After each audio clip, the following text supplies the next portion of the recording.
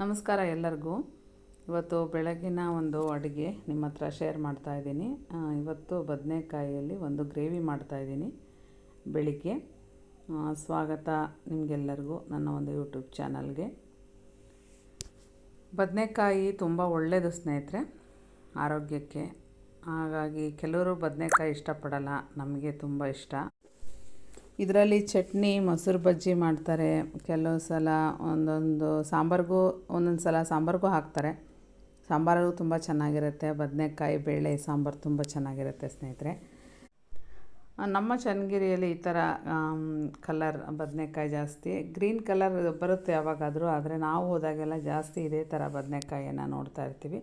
ಹಾಗಾಗಿ ನಾನು ತೊಗೊತೀನಿ. ನಮ್ಮ ಮನೇಲಿ ಚಟ್ನಿ ತುಂಬ ಇಷ್ಟಪಡ್ತೀವಿ ನಾವು ಇದ್ರದ್ದು. ಮೊಸರು ಬಜ್ಜಿ ತುಂಬ ಇಷ್ಟಪಡ್ತೀವಿ ಸ್ನೇಹಿತರೆ. ತರಕಾರಿಗಳು ಯಾವುದು ಕೆಟ್ಟದಲ್ಲ ಮನುಷ್ಯನಿಗೆ, ಹಣ್ಣುಗಳು ಅಷ್ಟೇ ಯಾವುದು ಕೆಟ್ಟದಲ್ಲ. ಯಾವುದೇ ಆದರೂ ಅತಿ ಒಂದು ಹೆಚ್ಚಿಗೆ ಪ್ರಮಾಣದಲ್ಲಿ ನಾವು ಯೂಸ್ ಮಾಡಬಾರ್ದು. ಯಾವುದೇ ಆದರೂ ಅಷ್ಟೇ. ಅನ್ನ ಅಂತೀವಿ, ಬರೀ ಅನ್ನನೇ ತಿನ್ನಬಾರ್ದು.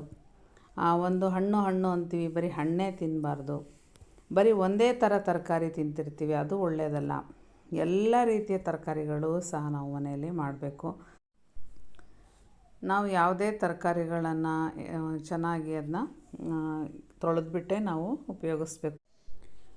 ನೀರಲ್ಲಿ ಸ್ವಲ್ಪ ಉಪ್ಪು ಅಥವಾ ಜೋಳದ ಹಿಟ್ಟನ್ನು ಹಾಕಿ ನಂತರ ನಾವು ಬದನೆಕಾಯನ್ನು ಹೆಚ್ಚಿ ಅದರೊಳಗೆ ಹಾಕಬೇಕು. ಇಲ್ಲಾಂದರೆ ಮುಳುಗಾಯಿ ಕಪ್ಪಾಗ್ಬಿಡುತ್ತೆ ಬದನೆಕಾಯಿ. ಈಗ ನಾನು ಎಣ್ಣೆನ ಕಾಯೋಕ್ಕೆ ಹಾಕ್ತಾಯಿದ್ದೀನಿ. ನೋಡಿರಿ, ಎಣ್ಣೆ ಹಾಕ್ತಾಯಿದ್ದೀನಿ. ಗಾಣದ ಎಣ್ಣೆ ಸ್ನೇಹಿತರೆ ಇದು. ಶೇಂಗಾ ಎಣ್ಣೆ ನಾವು ಯೂಸ್ ಮಾಡೋದು ಮನೆಯಲ್ಲಿ. ಈಗ ನಾನು ಸಾಸಿವೆ ಮತ್ತು ಜೀರಿಗೆ ಎರಡನ್ನೂ ಸಹ ಹಾಕ್ತೀನಿ. ಈಗ ನನ್ನ ಬೆಳಿಗ್ಗೆ ಕೆಲಸ ಇವತ್ತು ನಾನು ರೊಟ್ಟಿ ಮಾಡ್ಕೊತಾ ಇದ್ದೀನಿ ಇದ್ರ ಜೊತೆ. ಆದರೆ ನಿಮಗೆ ಪಲ್ಯ ಒಂದೇ ತೋರಿಸ್ತಾ ಇದ್ದೀನಿ ಸ್ನೇಹಿತರೆ. ಈರುಳ್ಳಿ ಒಗ್ಗರಣೆಗೆ ಬೇಕೇ ಬೇಕು ಬದನೆಕಾಯಿ ಪಲ್ಯ ಮಾಡಿದಾಗ. ನಮಗಂತೂ ಬದನೆಕಾಯಿ ಪಲ್ಯ ನಾವು ಗ್ರೇವಿ ಥರ ಮಾಡ್ಕೊತೀವಿ, ಸ್ವಲ್ಪ ತೆಳ್ಳಗೆ ಮಾಡ್ತೀವಿ. ಹಂಗಾಗಿ ನಮಗೆ ಅನ್ನಕ್ಕೆ ಸೆಟ್ಟಾಗುತ್ತೆ ಅಂತ ಹೇಳಿ. ಯಾಕೆ ಅಂದರೆ ಇದಿದ್ದರೆ ನಮಗೆ ಸಾಂಬಾರೇ ಊಟ ಮಾಡೋದಿಲ್ಲ ನಮ್ಮ ಮನೆಯಲ್ಲಿ. ನಮಗೆ ಇದು ತುಂಬ ಇಷ್ಟ. ಹಾಗಾಗಿ ನಾವು ಇವತ್ತು ಗ್ರೇವಿಗೂ ಬರುತ್ತೆ, ಆಲ್ ಇನ್ ಒನ್ ಥರ ನಾವು ಯೂಸ್ ಮಾಡ್ತಿದ್ದೀವಿ ಇದನ್ನ. ಬದನೆಕಾಯಿ ಪಲ್ಯ ಬೇರೆ ಬೇರೆ ರೀತಿ ಮಾಡ್ತಾರೆ ಸ್ನೇಹಿತರೆ. ಇದು ನಾನು ಸುಮಾರು ಒಂದು 3-4 ಥರ ಬೇರೆ ಥರ ಮಾಡ್ತೀನಿ. ಇವತ್ತು ನಾನು ಸಿಂಪಲ್ ಪಲ್ಯ ತೋರಿಸ್ತಾ ಇದ್ದೀನಿ ನಿಮಗೆ. ಕರಿಬೇವನ್ನು ಹಾಕ್ತೆ ಈಗ ಹೆಚ್ಚಿರೋಂಥ ಬದನೆಕಾಯನ್ನು ನಾನು ಹಾಕಿದ್ದೀನಿ. ಬದನೆಕಾಯಿ ಕಪ್ಪಾಗಬಾರ್ದು ಅಂತ ಹೇಳಿ ಜೋಳದ ಹಿಟ್ಟು ಅಥವಾ ಉಪ್ಪಿನ ನೀರು, ಅಂದರೆ ಉಪ್ಪನ್ನು ಹಾಕಿ ಆ ನೀರಲ್ಲಿ ನಾವು ಬದನೆಕಾಯನ್ನು ಹೆಚ್ಚಿ ಅದರಲ್ಲಿ ಹಾಕಬೇಕು. ಈಗ ನಾನು ಸ್ವಲ್ಪ ಉಪ್ಪನ್ನು ಹಾಕ್ಕೊಳ್ತೀನಿ, ಬದನೆಕಾಯಿ ಬೇಗ ಬೇಯುತ್ತೆ ಅಂತ ಹೇಳಿ. ಫಸ್ಟಿಗೆ ನಾವು ಇದನ್ನ ಚೆನ್ನಾಗಿ ಎಣ್ಣೆ, ಈರುಳ್ಳಿ, ಈ ಸಾಸಿವೆ ಜೀರಿಗೆ ಒಗ್ಗರಣೆಯಲ್ಲಿ ಚೆನ್ನಾಗಿ ಕಂದಿಸ್ಕೋಬೇಕು, ಅಂದರೆ ಫ್ರೈ ಮಾಡ್ಕೋಬೇಕು. ಆ ರುಚಿ ಚೇಂಜ್ ಆಗುತ್ತೆ ಸ್ವಲ್ಪ ಪಲ್ಯದಲ್ಲಿ. ಡೈರೆಕ್ಟ್ ನಾವು ತಕ್ಷಣವೇ ನೀರು ಹಾಕ್ಬಾರ್ದು. ಸ್ವಲ್ಪ ಚೆನ್ನಾಗಿ ಅದನ್ನು ಹುರಿಬೇಕು, ಚೆನ್ನಾಗಿ ಅದನ್ನ ಫ್ರೈ ಮಾಡಬೇಕು. ಗಟ್ಟಿ ಪಲ್ಯ ಮಾಡೋದಿದ್ದರೆ ಕೆಲವರು ನೀರನ್ನು ತುಂಬ ಒಂದು ಸ್ವಲ್ಪ ಹಾಕ್ತಾರೆ, ಒಂದು 1/4 ಲೋಟನೂ ಹಾಕೋದಿಲ್ಲ, ಅಷ್ಟು ಕಡಿಮೆ ಹಾಕ್ತಾರೆ. ನಾನು ಇಲ್ಲಿ ಗಟ್ಟಿ ಪಲ್ಯ ಮಾಡ್ತಾಯಿಲ್ಲ, ಅಂದರೆ ಬರೀ ರೊಟ್ಟಿಗೆ ಅಷ್ಟೇ ಮಾಡಿರ್ತಾರೆ ಅವರು. ನಾನು ಆ ಥರ ಮಾಡ್ತಾಯಿಲ್ಲ. ಜೊತೆಗೆ ನಾನು ಉಪ್ಪು ಹಾಕಿದ ನಂತರ ಅರಶಿನ ಪುಡಿ ಹಾಕಿ ಈಗ ಚೆನ್ನಾಗಿ ಫ್ರೈ ಮಾಡಿ ಇವಾಗ ನಾನು ಹುಣಸೆ ಹುಳಿಯನ್ನು ಹಾಕ್ತಾಯಿದ್ದೀನಿ. ಇದು ಬದನೆಕಾಯಿ ಪಲ್ಯಕ್ಕೆ ತುಂಬ ಇಂಪಾರ್ಟೆಂಟು. ಹುಣಸೆ ಹುಳಿ ಹಾಕಲೇಬೇಕು, ರುಚಿ ಆಗುತ್ತೆ ತುಂಬ ಚೆನ್ನಾಗಿ. ಟೊಮೆಟೊ ಹಾಕಬಾರ್ದು, ನಮ್ಮ ಕಡೆ ನಾವು ಹಾಕೋದಿಲ್ಲ ಬದನೆಕಾಯಿಗೆ. ನಾವು ಮಾಡಿದಾಗ ಹಾಕೋದಿಲ್ಲ ಟೊಮೆಟೊ. ಅಂದರೆ ಹುಣಸೆ ಹುಳಿ ಹಾಕಿದ್ರೆ ತುಂಬ ರುಚಿ ಬದನೆಕಾಯಿ ಪಲ್ಯಕ್ಕೆ. ಬೇರೆ ಬೇರೆ ವಿಧಾನದಲ್ಲೂ ಸಹ ಈ ಬದನೆಕಾಯಿ ಪಲ್ಯನ ಮಾಡ್ಬೋದು. ನಾನಿವತ್ತು ಕಾಯಿ ತುರಿ, ಹಸಿ ಶುಂಠಿ, ಬೆಳ್ಳುಳ್ಳಿ ಪೇಸ್ಟನ್ನು ಹಾಕ್ತಾಯಿದ್ದೀನಿ ಇದಕ್ಕೆ.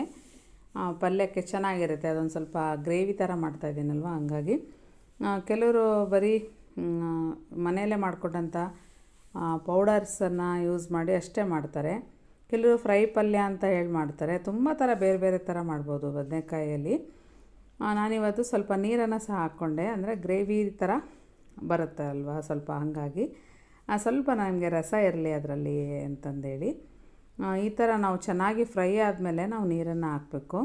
ಕಾಯಿ ಹಾಕೋ ಟೈಮಲ್ಲಿ ಬರೀ ಕಾಯಲ್ಲೇ ಹಾಕಿದಾಗ ಸೀದೋಗುತ್ತೆ ಕೆಳಗೆ ಪಲ್ಯ. ಹಂಗಾಗಿ ನಾವು ನೀರು ಹಾಕಿ ಚೆನ್ನಾಗಿ ಅದನ್ನ ಕುದಿಯೋಕ್ಕೆ ಬಿಡಬೇಕು ಸ್ನೇಹಿತರೆ. ಈಗ ನಾನು ಸ್ವಲ್ಪ ಬೆಲ್ಲನ ಹಾಕ್ಕೊಂಡಿದ್ದೀನಿ. ಯಾವುದೇ ಅಡುಗೆಗೆ ಹುಳಿ, ಉಪ್ಪು, ಬೆಲ್ಲ ಬ್ರಹ್ಮ ವಿಷ್ಣು ಮಹೇಶ್ವರ ಅಂತ ನಮ್ಮಮ್ಮ ಹೇಳ್ತಿದ್ರು. ಅಂದರೆ ತುಂಬ ನಿಜ ಅದು. ಯಾಕೆಂದರೆ ಅದು ಹಾಕಿದಾಗೆ ತುಂಬ ರುಚಿ ಆಗೋದು ಪಲ್ಯಗಳೆಲ್ಲ. ಈಗ ಮನೆಯಲ್ಲೇ ಮಾಡ್ಕೊಂಡಂಥ ಸಾಂಬಾರು ಪುಡಿಯನ್ನು ನಾನು ಹಾಕ್ತಾಯಿದ್ದೀನಿ. ಮತ್ತು ಕುರಶೆಣ್ಣೆ ಪುಡಿ ಅಂತಾರೆ, ಗುರಾಳ್ ಪುಡಿ ಅಂತಾರೆ, ಅದನ್ನು ಸಹ ನಾನಿಲ್ಲಿ ಹಾಕ್ತಾಯಿದ್ದೀನಿ ಪಲ್ಯಕ್ಕೆ. ಈಗ ನಾನು ಸ್ವಲ್ಪ ಶೇಂಗಾ ಪೌಡರ್ ಮತ್ತು ಕಡಲೆ ಪೌಡರ್ ಸಪ್ರೇಟಾಗಿ ಅದನ್ನ ಹುರಿದಿರೋ ಅಂಥದ್ದು ಅದನ್ನು ಸಹ ನಾನಿಲ್ಲಿ ಹಾಕ್ತಾಯಿದ್ದೀನಿ.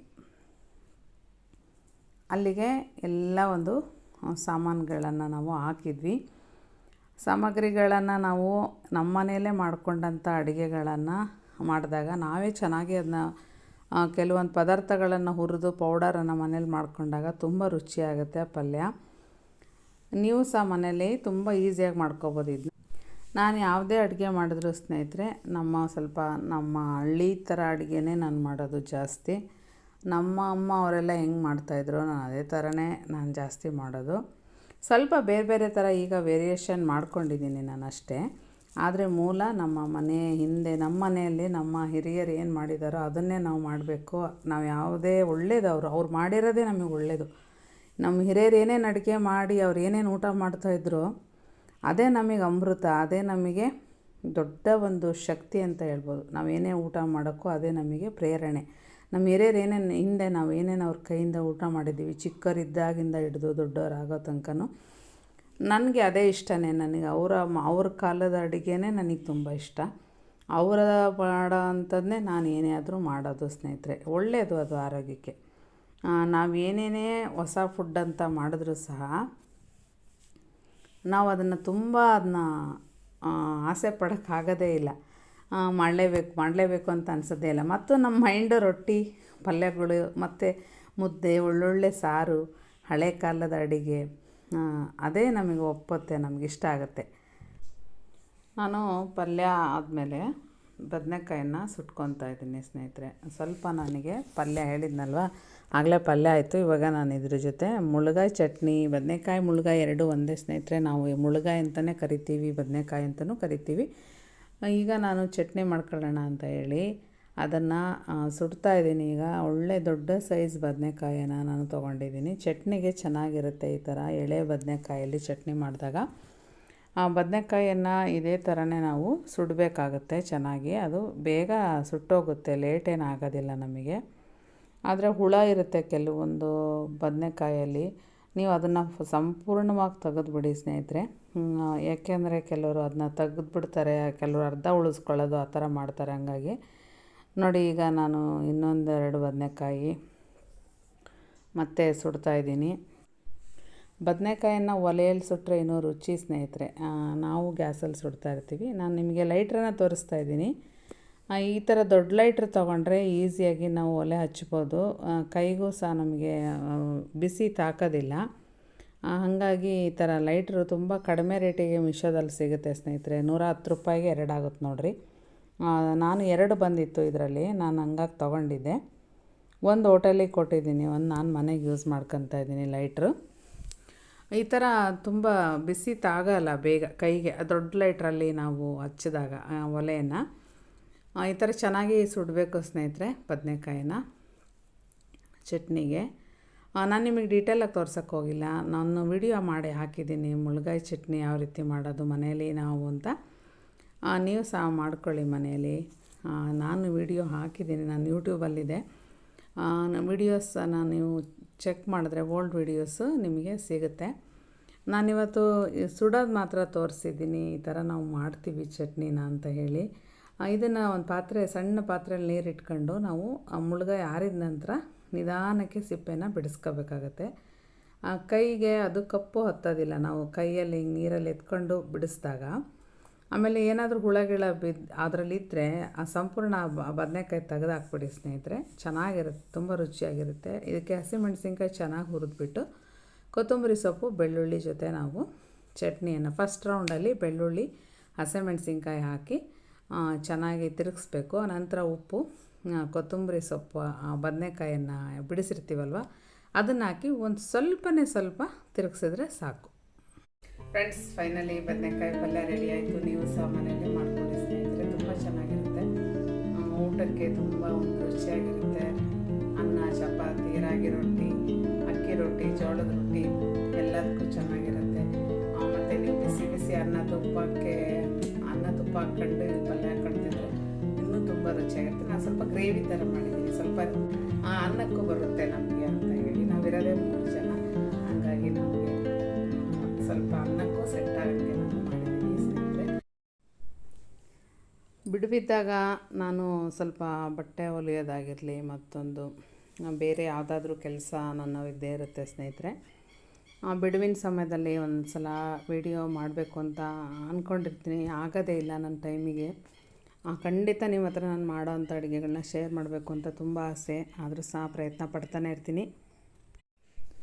ನಾವು ಯಾವುದೇ ವಸ್ತುಗಳನ್ನು ಮನೆಗೆ ಅಂತ ನಾನು ದುಡ್ಡು ಕೊಟ್ಟು ತಗೊಂಡಿರ್ತೀನಿ, ಹಂಗಾಗಿ ಆ ವಸ್ತುಗಳು ನಿಮಗಿಷ್ಟ ಆದರೆ ನೀವು ಸಹ ತಗೊಳ್ಳಿ ಅಂತ ನಾನು ನನ್ನ ಒಂದು ವಿಡಿಯೋದಲ್ಲಿ ತಿಳಿಸಿರ್ತೀನಿ ಅಷ್ಟೇ ಸ್ನೇಹಿತರೆ. ಯಾರಿಗಾದರೂ ಯೂಸ್ ಆಗ್ತಾ ಇರುತ್ತೆ, ಬೇಕಾಗಿರುತ್ತೆ, ಸರ್ಚ್ ಮಾಡ್ತಾ ಇರ್ತಾರೆ, ಸಿಗಲ್ಲ, ಹಾಗಾಗಿ ವಿಡಿಯೋದಲ್ಲಿ ತೋರಿಸಿರ್ತೀನಿ. ವಿಡಿಯೋ ಇಷ್ಟವಾದರೆ ಲೈಕ್, ಸಬ್ಸ್ಕ್ರೈಬನ್ನು ಮಾಡಿ ಸ್ನೇಹಿತರೆ. ಆಲನ್ನು ನೋಟಿಫಿಕೇಷನ್ನ ಪ್ರೆಸ್ ಮಾಡಿ, ಬೆಲ್ಲೈಕನನ್ನು ಪ್ರೆಸ್ ಮಾಡಿ. ನಾನು ಯಾವುದೇ ವಿಡಿಯೋ ಹಾಕಿದ್ರೆ ತಕ್ಷಣ ನೋಟಿಫಿಕೇಷನ್ ಬರುತ್ತೆ. ನಿಮ್ಮೆಲ್ಲರಿಗೂ ನನ್ನ ಒಂದು ವಿಡಿಯೋ ನೋಡಿದ್ದಕ್ಕಾಗಿ ಹೃದಯಪೂರ್ವಕವಾದಂಥ ಧನ್ಯವಾದಗಳು ಸ್ನೇಹಿತರೆ.